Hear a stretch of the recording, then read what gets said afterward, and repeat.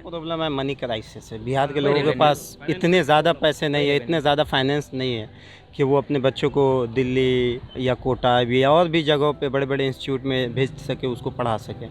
तो पैसे को देखते हुए बिहार के बच्चे खुद से स्ट्रगल करते हैं या पढ़ते हैं। सबसे बड़ी दिक्कत वो है जो कम अपना मतलब कि माँ बाप के उन पैसों को बचाते हुए भी वो तैयारी करता है और अपने ख्वाब के लिए वो दिन ब दिन लड़ता है। और लेकिन सरकार इसकी मतलब कि खामियाजा ये है कि वो इन चीज़ों को ध्यान में ना रख करके बाहर बच्चों को तरह तरह की कठिनाइयों से सामना करना पड़ रहा है इसके लिए। नमस्ते, मैं हूं सौम्या सिन्हा और आप देख रहे हैं प्रेप टॉक। बिहार में जब भी कोई एग्ज़ाम होता है, भले ही वो 10वीं का हो, 12वीं का हो या फिर बीपीएससी का हो, तो पेपर लीक की घटना की जो खबरें हैं वो आती ही रहती हैं। जब भी कोई एग्ज़ाम हुआ तो घर पहुंचने से पहले स्टूडेंट को मैसेज आता है कि एग्ज़ाम कैंसिल हो गया क्योंकि पेपर लीक हो गया है। आज हम मौजूद हैं पटना यूनिवर्सिटी के पटना कॉलेज में, जहां हम स्टूडेंट से जानेंगे जबकि जब वो तैयारी करते हैं, जो कॉम्पिटिटिव एग्ज़ाम की तैयारी करते हैं या बीपीएससी की तैयारी करते हैं, तो उनको किन मुश्किलों का सामना करना पड़ता है। साथ ही उनकी क्या राय है कि जो पेपर लीक की घटना होती है बीपीएससी की, क्या कॉम्पिटिशन के एग्ज़ाम की, उस पर उनका क्या राय है। चलिए उनसे पूछते हैं। क्या नाम है आपका? जी, मेरा नाम है रुमान अख्तर।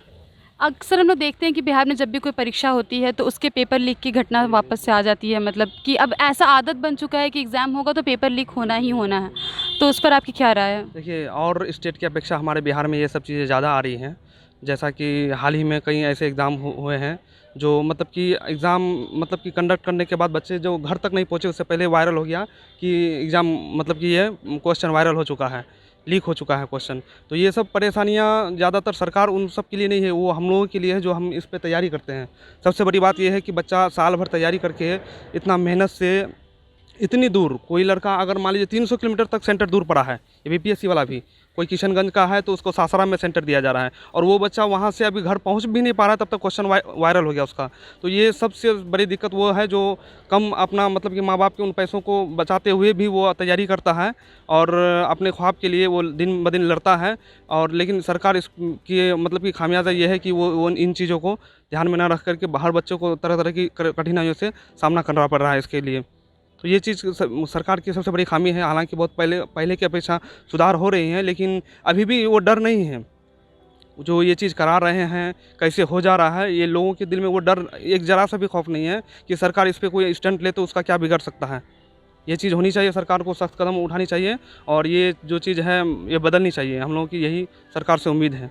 अच्छा, एज ए स्टूडेंट हम लोग देखते हैं कि आप भी एग्ज़ाम वगैरह देते होंगे, जनरल कंपटीशन का एग्ज़ाम देते हैं, उसमें किस तरह की प्रॉब्लम्स होती हैं तैयारी करने में, या फिर एग्ज़ाम जब आते हैं तो उस टाइम पे एक प्रेशर रहता है कि एग्ज़ाम का प्रेशर रहता है, साथ में वो प्रेशर रहता है कि एग्ज़ाम का क्वेश्चन पेपर ना लीक हो जाए, ये भी एक डर बना रहता है। वो सब प्रॉब्लम्स कैसी होती हैं? मैम, सबसे बड़ी प्रॉब्लम्स एक स्टूडेंट का अगर हम कहें, जहाँ तक हमने ये फीलिंग्स महसूस किया है कि जब बच्चा कोई भी एग्ज़ाम्स हो, आप अगर जॉब के लिए कर रहे हैं या मतलब कि एक पूरा वक्त वो खपाता है, रात भी दिन सब चीज़ एक करके वो मेहनत करता है। हालांकि इतना चीज़ करने के बाद पैसा का भी तो मामला अलग है, क्योंकि बिहार में ज़्यादातर लोग है मिडिल क्लास फैमिली है जो इस लाइन से जुड़े हुए हैं। तो हम कहेंगे कि जब उसको वहाँ पे जो एग्ज़ाम जो लीक होता है, वो नाकामी जो महसूस होती है, बहुत बच्चे वहाँ से उभर के नहीं निकल पाते हैं। उसको ऐसा लगता है कि और सब चीज़ ख़त्म हो गया, क्या ये सब चीज़ करें। और तो ये सबसे बड़ी दिक्कत होती है, डिमोरलाइज़ हो जाता है वो वहाँ पे पहुँचकर।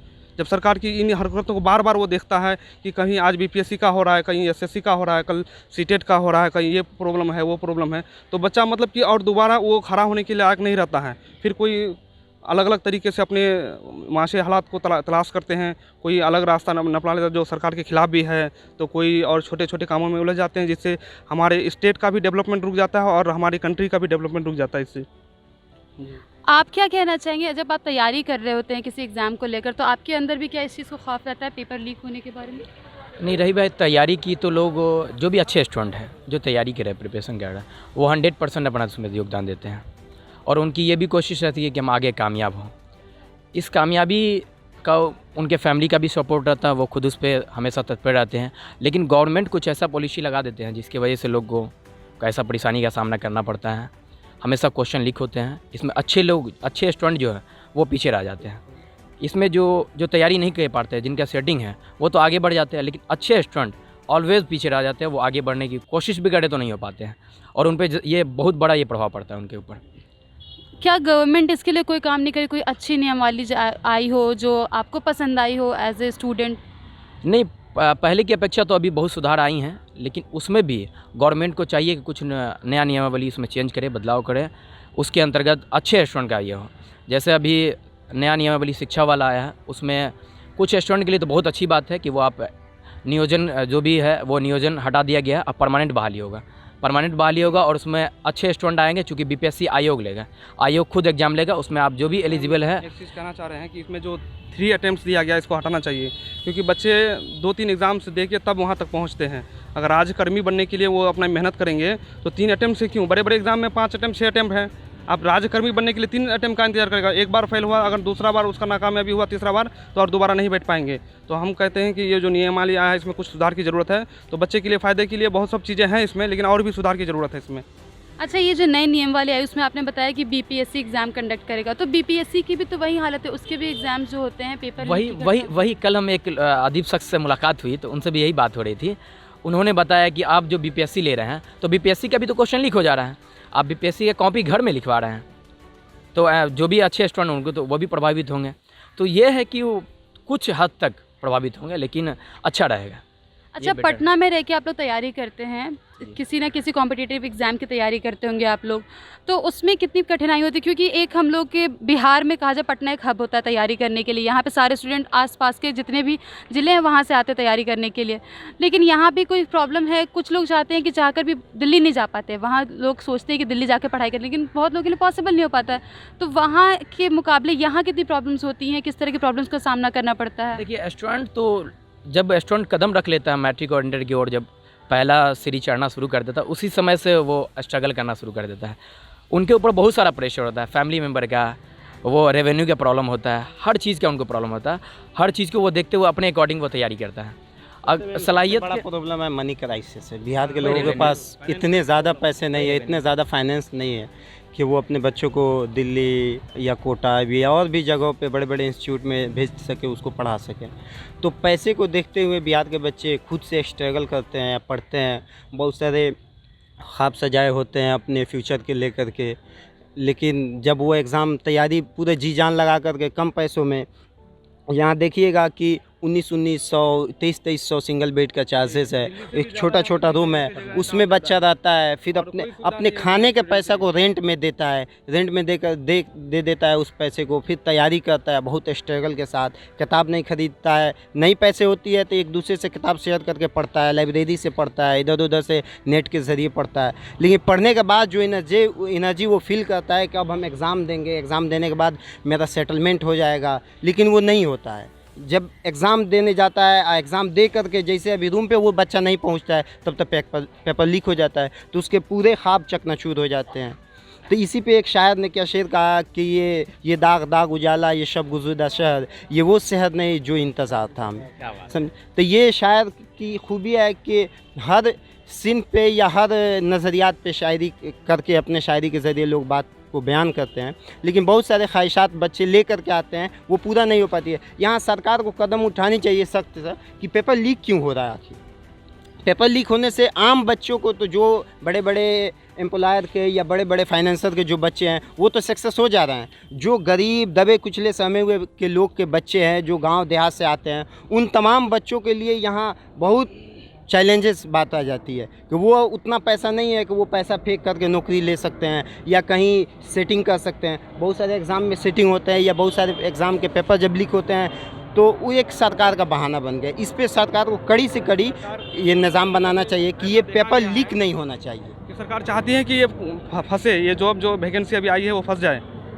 सरकार की ऐसी मंशा ही भी रहती है, ऐसे उलझा के ऐसे पैटर्न तैयार किया रहता है कि पहले पीटी होगा, इसमें ये होगा, फिर किसी में उसको जो एलिजिबिलिटी क्राइटेरिया है उसमें कुछ खामियां रहेगी, ईडब्ल्यूएस वाले को ऐसे किया जाएगा या एग्ज़ाम से पहले का चाहिए या ये चाहिए, मतलब कि ऐसे पेज पे वो हम उसका रहेगा कि चाहते ही हैं कि भाई एग्ज़ाम मतलब कि वैकेंसी आए, पास हो कि ना हो, मतलब फंस के उलझ के रह जाए। हाई कोर्ट में जाके पेंडिंग रहा, 5 साल 4 साल से भी चल रहा है, अभी उसका कुछ ये नहीं हो पा रहा है। एक तो किसी भी फॉर्म का चार्जेस इतना ज़्यादा है कि कोई भी फॉर्म भरिए 500 से प्लस जाता है, 1200 500, इतना ज़्यादा फ़ी है।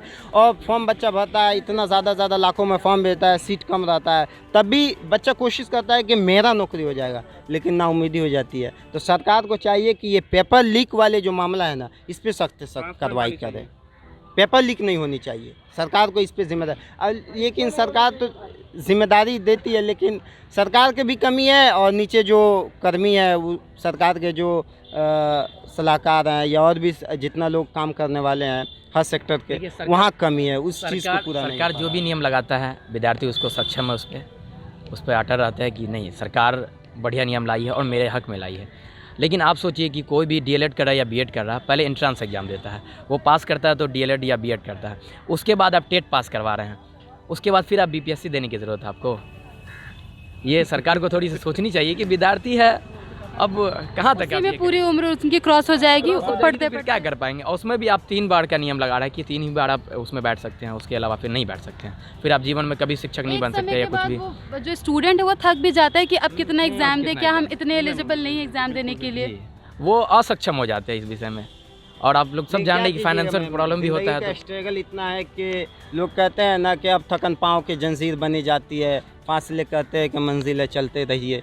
तो इंसान स्ट्रगल करता है कि कहीं तो कभी तो सरकार की नज़र पड़ेगी, कभी तो इंसान सेट हो जाएगा। इसी उम्मीद में स्टूडेंट लगा हुआ है, तैयारी करता है, भले पेपर लीक होता है, फिर बच्चा उसी एनर्जी के साथ स्ट्रगल करता है सेट होने के लिए, लेकिन नाउम्मीदी होता है। आखिर हार काट के कोई बच्चा कहीं जॉब करता है। इस विषय में स्टूडेंट के साथ ये हो रहा है खिलवाड़ कि एक शेर है कलीम आज़िज़ साहब का, न दामन पे छिट न खंजर पे दाग, तुम कत्ल करे हो कि करामात करे हो। ये सरकार का नियम है हम लोग के लिए, और इसमें मुस्लिम समुदाय के लोग ज़्यादा प्रभावित हो रहे हैं। नहीं चलता है कि सरकार कर क्या रही है, इसलिए मुस्लिम समुदाय के लोग प्रभावित होकर मुस्लिम SC/ST नहीं होता है। हमको लगता है कि सरकारी की तरफ से ये नियम है कि सरकारी की तरफ से ये पेपर लीक का मामला है, और फिर पता नहीं चलता है कि सरकार ऐसे अपने दामन को झाड़ देती है कि जैसे पता चलता है कि सरकार कुछ किया ही नहीं है। वो तो सेंटर कम्युनिटी के बारे में कुछ कह रहे थे। हाँ, बोल तो रहे हैं। ये एक्चुअली बात यह है कि मुस्लिम समुदाय में SC और ST नहीं होते हैं, तो वो लोग तो आएंगे नहीं। और जो प्रावधान किया गया इस नियम में के अंतर्गत, जो भी लोग SC/ST के अंतर्गत आते हैं तो वो लोग तो आ जाएंगे, लेकिन हम लोग उससे प्रभावित हो जाएंगे, हम लोग वहाँ तक नहीं पहुँच पाएंगे। ये थोड़ा सा प्रॉब्लम है। और इक्वलिटी के बाद, समानता के बाद बात होनी चाहिए, बराबरी की बात होनी चाहिए, सबके लिए एक समान हक होना चाहिए, छोटा बड़ा गोरा काला कुछ नहीं, इक्वलिटी होनी चाहिए, सबको अधिकार एक समान मिलना चाहिए, सबसे बड़ी बात यही है मैम। ठीक है, शुक्रिया हमसे बात करने के लिए, थैंक यू सो मच। तो जैसा कि आपने सुना, स्टूडेंट से हमने बात की, उनसे जानने की कोशिश की कि उनकी BPSC की पेपर लीक की घटना पर क्या उनकी राय है। तो उनसे बात करने पर पता चला कि वो अब आदी हो चुके हैं, एग्ज़ाम्स देते हैं, उसके बाद पेपर लीक की घटना होती है, फिर से एग्ज़ाम्स देते हैं, री एग्ज़ाम्स होते रहते हैं। इसमें वो सरकार को सबसे बड़ा दोषी मानते हैं। उनका कहना है कि सरकार को इसको ज़मीनी स्तर से सही करना चाहिए। आपको हमारी ये रिपोर्ट कैसी लगी हमें कमेंट करके ज़रूर बताएं। साथ ही ऐसी खबरों को देखने के लिए प्रेप टॉक को देखते रहें। साथ ही मैं आपको बताते चलूं कि प्रेपपॉड नाम का एक ऐप है जिसको कि आप गूगल प्ले स्टोर से डाउनलोड कर सकते हैं, जहां आपको मिलेगी UPSC, BPSC और SSC जितने भी एग्ज़ाम्स होते हैं उनके एक्सपर्ट्स की राय वहाँ मिलेंगी। वहाँ पर आपको गाइड्स मिल जाएंगी, साथ ही आपको ट्रिक्स मिल जाएंगे जो कि आपके एग्ज़ाम्स में बहुत हेल्पफुल होंगे। शुक्रिया।